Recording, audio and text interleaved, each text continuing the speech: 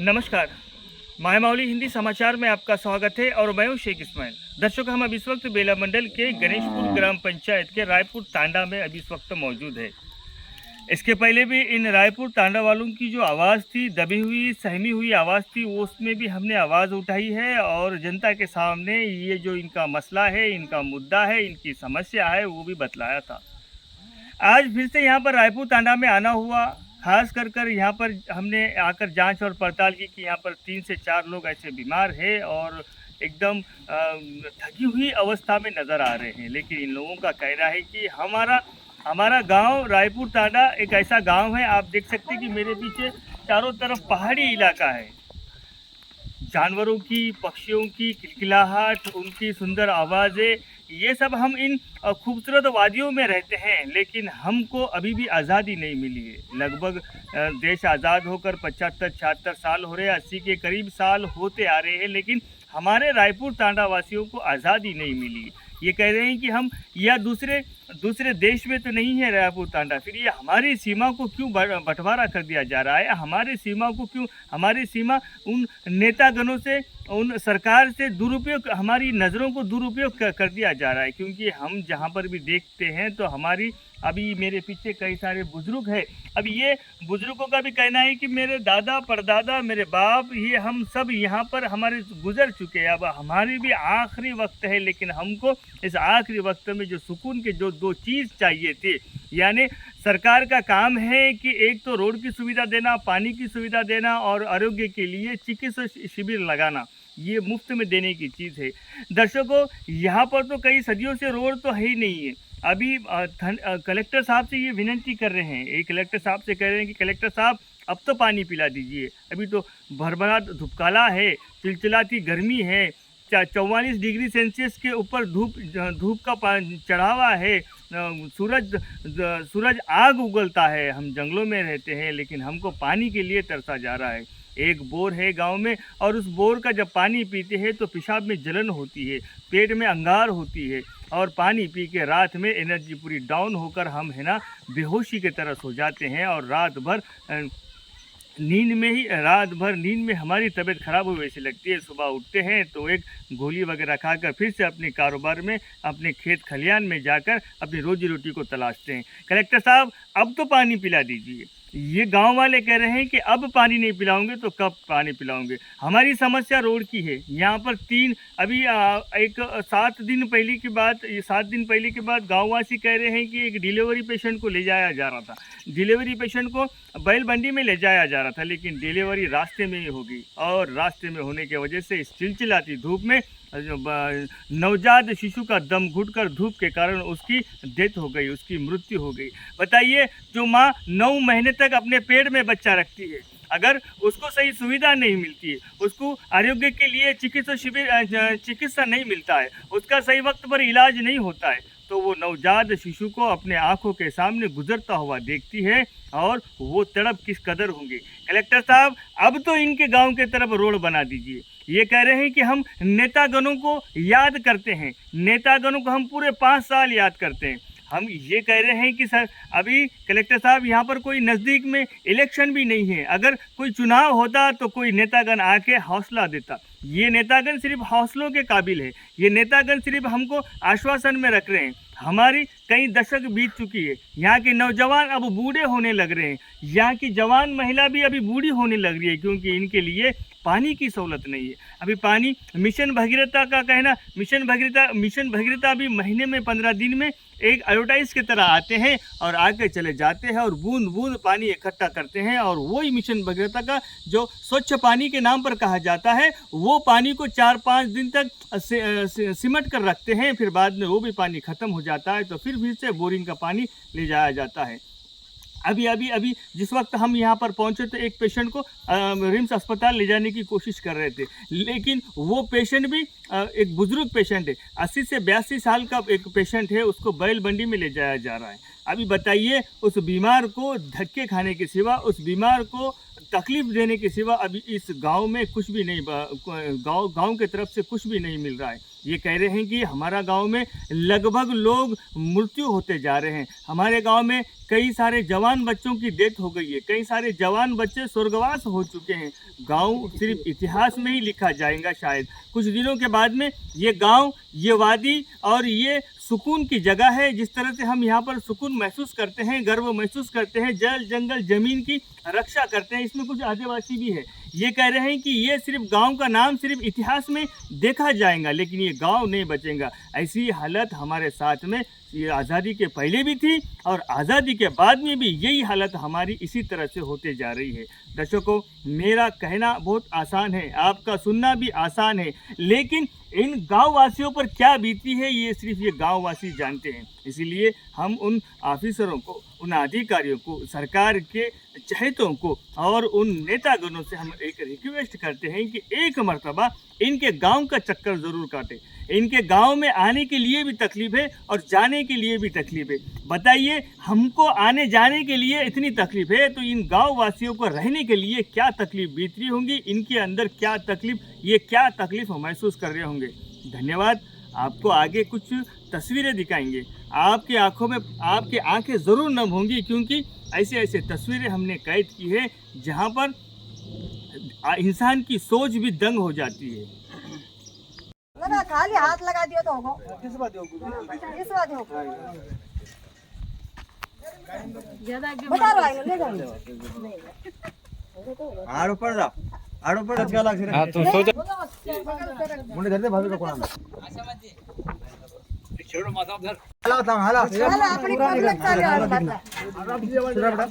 ये पूरा निकलना है।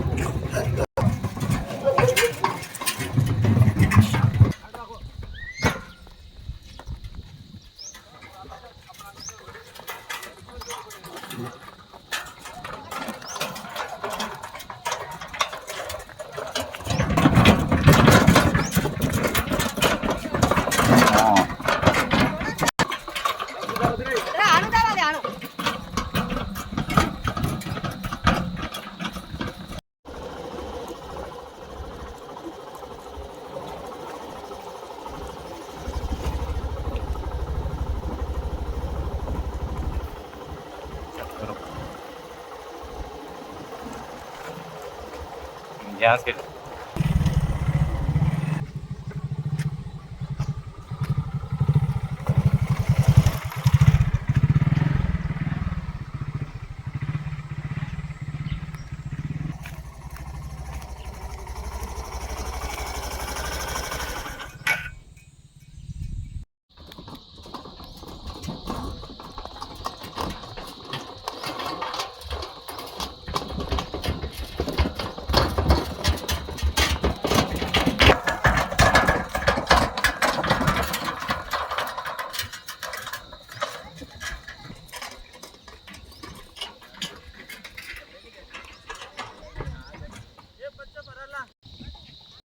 बेला मंडळ आमची दशा बाप वडिलापासून येतं सार खूप तकलीफ संकट येऊन आहे.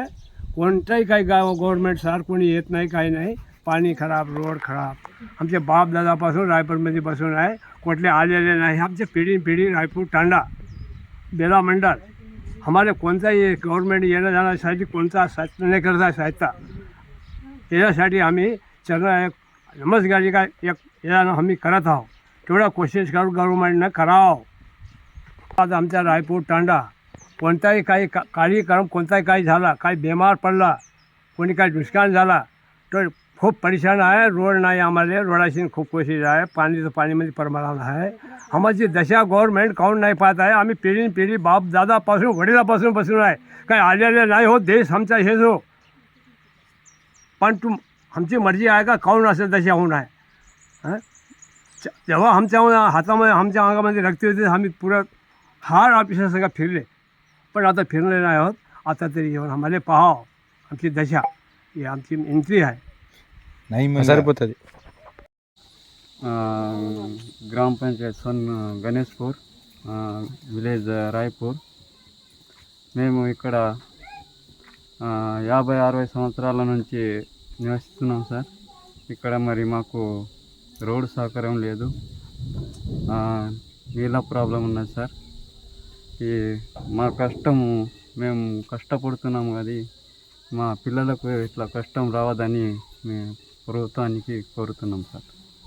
భవిష్యత్తులో సార్ మేము కష్టపడ్డామంతా మా వెనుక ఉన్న వాళ్ళకు, పిల్లలకు, మరి అందరికీ మా ఊరులందరికీ ఈ సమస్య రావద్దని మా ప్రభుత్వానికి కోరుతున్నాం.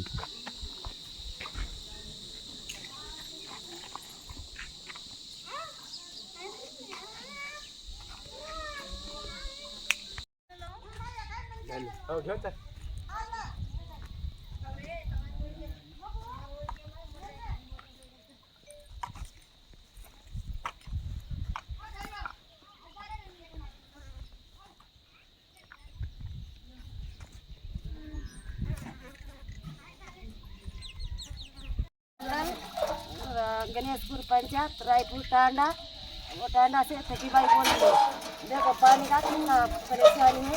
पानी पिए तो सफेद पानी हो रहा, पानी से बीमारी हो रही. हमको रोड की सहायता होना, पानी भी हमको बोर भी होना, ये पानी नहीं होना हमको. ये बोर से पानी बीमार गिर जा रहे, फिर बीमार गिरे तो ले जाने की परेशानी है. गांव को रोड सीसी डाल रहे हमारे गांव को रोड भी नहीं हो रहा. बीमार गिरे तो ले जाने की परेशानी है. 5 साल के तो इलेक्शन के बाद में बोलते कि हमको रोड डालता, घर देते, वैसा देता. फिर बाद में हमको कुछ भी नहीं देते. वैसे हो रही है हमारी. तो भी पानी पिलाओ सर, हमारे तरफ देखो करो.